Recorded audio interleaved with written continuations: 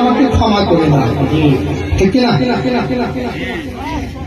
কেননা একটা হচ্ছে হুকুকুল্লাহ, একটা হচ্ছে হুকুকুল ইবাদ, আল্লাহর হক এবং বান্দার হক। আল্লাহর হক হচ্ছে যা কিছু আল্লাহর আদেশ, যা আপনার উপরে আল্লাহর তরফ থেকে ফরজ রয়েছে সেটাকে পালন করা আল্লাহর হক। নামাজ, রোজা, হজ, যাকাত। বান্দার হক যদি বা কোনো আপনি কোনো এক বান্দা অন্য অপর বান্দা যদি বা হক মেরে থাকে, দিলে কষ্ট দিয়ে থাকে, যতক্ষণ পর্যন্ত সেই বান্দাটা তাকে ক্ষমা না করবে আল্লাহ তাকে ক্ষমা করবে না। মহব্বতে বলো, সেই বান্দা যখন দুনিয়া ছেড়ে চলে যায় তো ক্ষমা চায়। কিভাবে ক্ষমা চায় সে ছন্দকে আপনারা বুঝতে পারেন। হারিয়ে যাব, হারিয়ে যাব,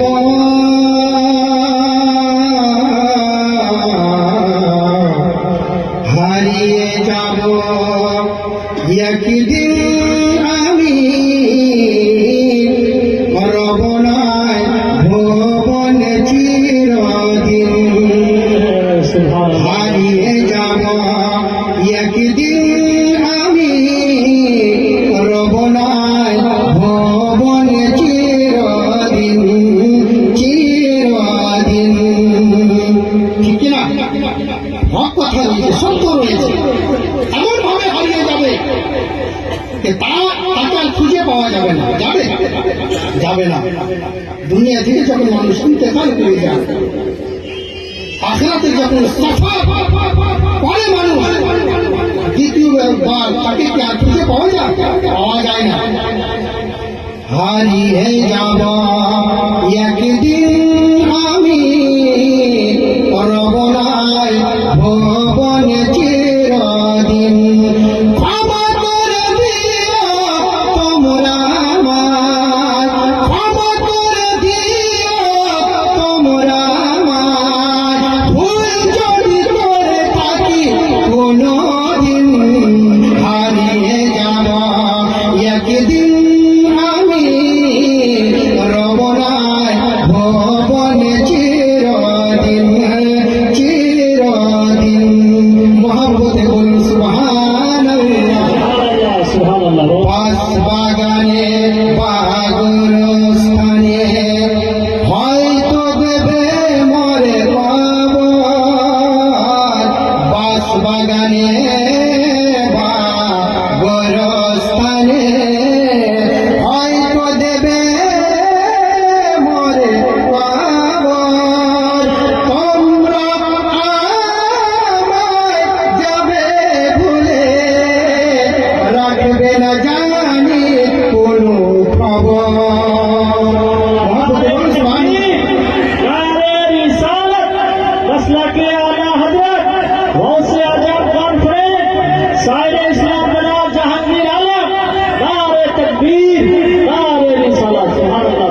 হারিয়ে যাব।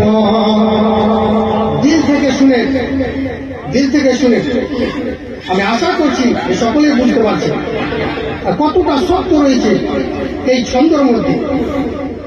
শুনে, হারিয়ে যাব একদিন আমি, রব নাই ভুবন চিরদিন।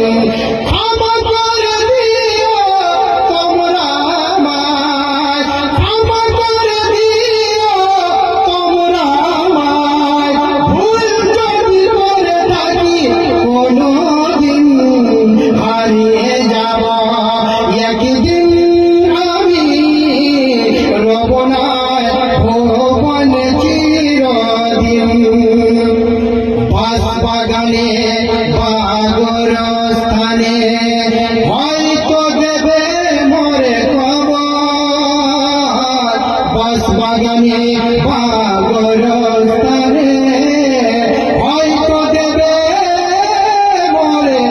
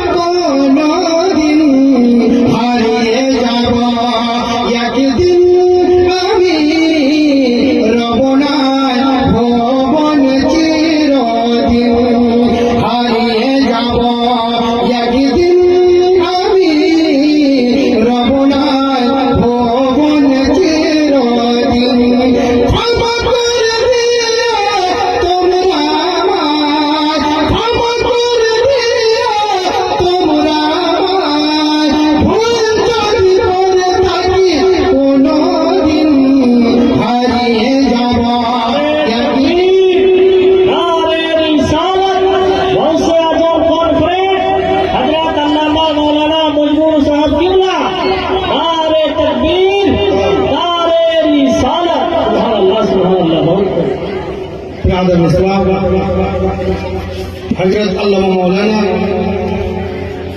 মুজিবুর রহমান সাহেব উনি এই স্টেজে উপস্থিত হয়ে গেছেন।